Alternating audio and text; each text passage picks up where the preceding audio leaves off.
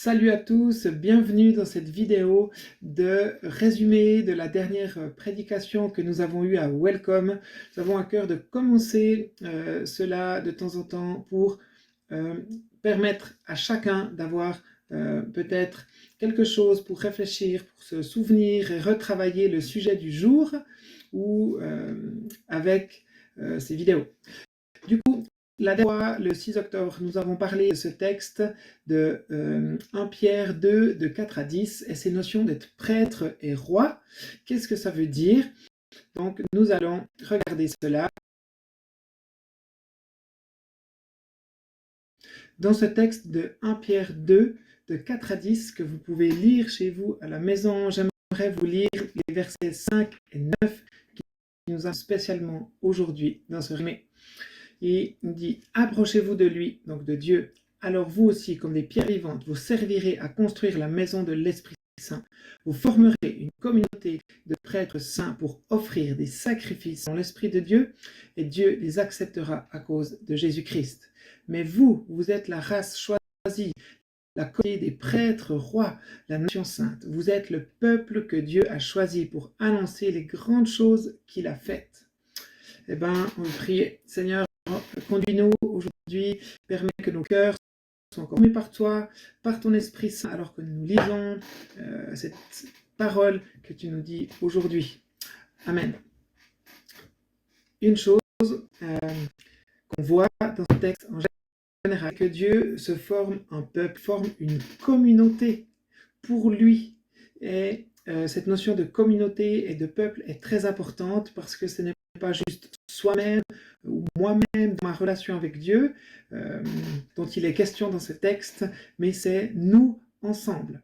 Et dans ce nous ensemble, il y a quelque chose qui se passe, il y a quelque chose de vivant entre nous que nous vivons pour permettre à ce qu'il ait comme une maison de Dieu qui se construise et qui se vive. Même cette maison, elle va habiter la présence de l'Esprit Saint. Alors autant on le voit dans 1 Corinthiens 3, ou etc., que nous le sommes individuellement, chacun de nous est un temple de Dieu, autant ensemble nous sommes ce peuple de Dieu, nous sommes cet édifice, ce temple de Dieu, les uns avec les autres, et le temple, nous l'avons vu, il est le signe de la présence de Dieu sur terre. Donc ensemble, nous sommes ce signe que Dieu existe bien, que Dieu est bien là aujourd'hui. Et dans ce temple, qu'est-ce qu'il se passe? Il y a des sacrificateurs, il y a des prêtres qui prennent soin de la relation avec Dieu, qui prennent soin que le peuple de Dieu ait cette relation avec Dieu. Ça, c'est dans la première alliance. Mais alors aujourd'hui, pour nous, en tant que chrétiens, qu'est-ce que ça veut dire être prêtre? Prêtre, ça veut dire qu'ensemble, nous participons à la présence de Dieu et nous participons à accueillir la présence de Dieu les uns avec les autres. Et puis, ça veut dire aussi quand on se rassemble ou quand on se voit, on ne vient pas juste pour consommer ou pour recevoir quelque chose, mais on vient aussi pour participer. On participe avec notre présence, qui on est, avec notre louange, avec nos prières, avec un texte qu'on peut lire, une inspiration. On participe aussi avec notre cœur surtout vers Dieu, et tout cela est un encouragement pour les autres, un encouragement d'être dans cette relation avec Dieu. Et c'est vrai que le temps de célébration est toujours un lieu aussi d'encouragement, un temps de renouvellement, un temps où quand ensemble on loue Dieu, quand ensemble on écoute aussi, on lit la Bible, où chacun participe, eh ben, il y a quelque chose que Dieu vient parler dans nos cœurs. Mais il y a aussi ce être ensemble dans l'amitié, dans les relations. Et souvent, Dieu utilise ces temps-là pour nous parler et parler dans nos cœurs.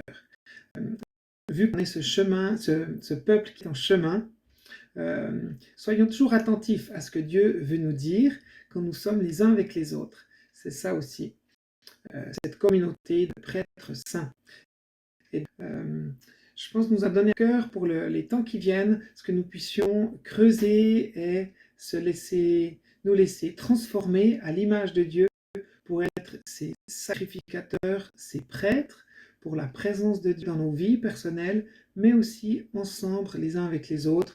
Alors, on le cultive de différentes manières, par la prière, qui est la relation, qui est parler à Dieu, qui est ouvrir nos cœurs, et dire aussi notre quotidien, nos défis, nos joies, remercier Dieu pour des choses, prier pour des gens. Tout cela fait partie de cette relation à Dieu. Elle est nourrie aussi par la lecture de la Bible. La Bible, c'est la parole qui nous inspire et dans laquelle le Saint-Esprit va révéler des choses pour nous chaque jour. C'est vraiment ce pain quotidien dont on a besoin pour grandir et être nourri de la part, parce qu'on ne veut pas juste se nourrir dans ce monde, on veut se nourrir de la part de Dieu, de la part du règne de Dieu, pour que son règne s'établisse dans nos vies et ce lieu de la relation et de la présence de Dieu. C'est toute cette notion de prêtrise et du temple qu'on est ensemble les uns avec les autres aussi. Le deuxième aspect du texte nous parle d'être des prêtres rois. Cette notion de roi est souvent peu enseignée, c'est vrai, dans la Bible. On retrouve cette notion dans le fait d'être cohéritier avec Christ. Dans 1 Corinthiens aussi, 3, à partir de 21, on nous dit que nous avons tout avec Christ, mais aussi dans d'autres endroits, dans Romains. Il nous dit aussi que nous sommes cohéritiers avec Christ dans d'autres endroits. On ne va pas s'étendre là-dessus, mais nous voyons que cette royauté de Christ nous est aussi transférée. Vu que Christ fait un avec nous, il y a quelque chose de la royauté de Christ qui vient sur nous, qui est en nous. Et nous sommes aussi ses témoins de Jésus, de ce qu'il fait. Nous sommes aussi ses rois avec Christ ici sur terre. Mais alors qu'est-ce que ça veut dire? Nous ne sommes pas des rois pour écraser les gens. Nous sommes des rois pour servir. Comme Christ a servi dans ce monde, nous aussi, nous voulons servir dans ce monde. Dans Matthieu, on voit aussi que Jésus nous appelle aussi à être des lumières dans ce monde, à briller dans ce monde, afin que les gens autour de nous puissent voir qui est Dieu, voir et remercier et glorifier Dieu de qui il est. Dans toute cette notion d'être cohéritier avec Christ, veut dire qu'on reçoit aussi ses qualités et on reçoit aussi les différentes formes d'intelligence, les dons, les capacités qui viennent de Dieu. Et comme nous le dit ce texte, pour annoncer les grandes choses que Dieu a faites, c'est quelque chose qui va avec cette notion d'être roi.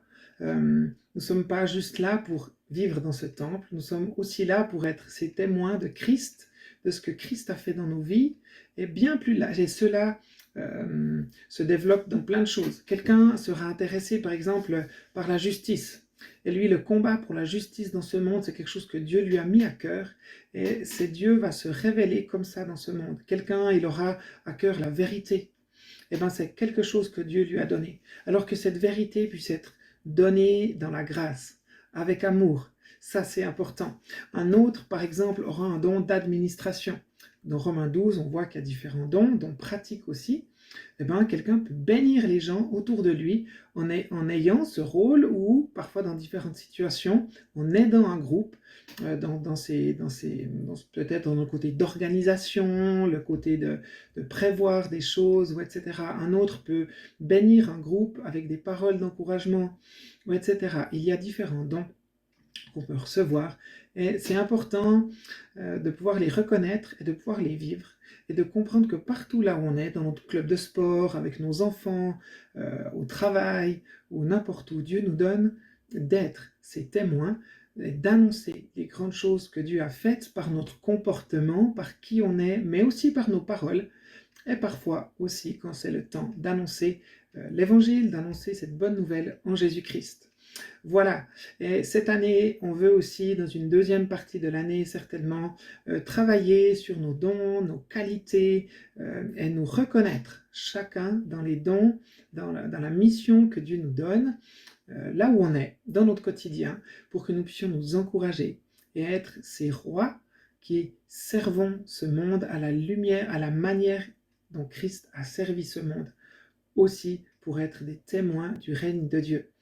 Voilà ce résumé de la dernière fois.